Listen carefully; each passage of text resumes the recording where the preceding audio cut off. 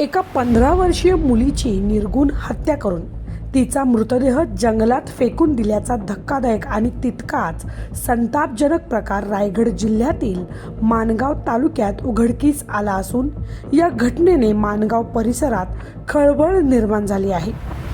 माणगाव तालुक्यातील पळसगाव ग्रामपंचायत हद्दीत असणाऱ्या घरोशीवाडी येथील संबंधित कुटुंब उन्हाळी सुट्टी निमित्ताने आले असताना 15 वर्षीय मुलगी सोमवारी दिनांक 25 मे रोजी रात्री 9 वाजण्याच्या सुमारास वडिलांच्या मोबाईलवर बोलत घरातून बाहेर पडली। ती परत घरी आलीच नाही। सोमवारी रात्रीपासून तिचा शोध सुरू होता। अखेर बुधवारी दिनांक 27 मे रोजी घरोशीवाडीच्या जंगलात एका मुलीचा मृतदेह सापडल्याचे समजले। त्यानुसार मुलीच्या वडिलांना बोलवण्यात आले आणि हा धक्कादायक प्रकार उघडकीस आला। संबंधित मुलगी आपल्या कुटुंबासोबत विलेपार्ले येथे राहत होती। ती इयत्ता 9वीत उत्तीर्ण होऊन उन्हाळी सुट्ट्या पडल्यामुळे 8 दिवसांपूर्वी आई वडील आणि भावासोबत गावी आली होती।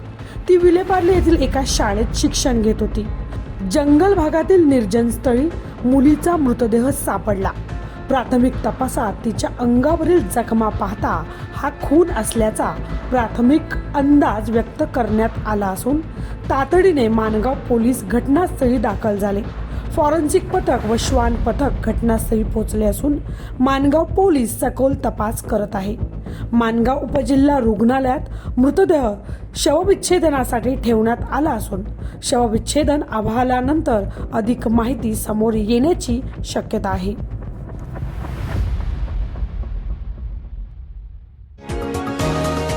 तुम्ही पाहत आहात विस्टा न्यूज मराठी।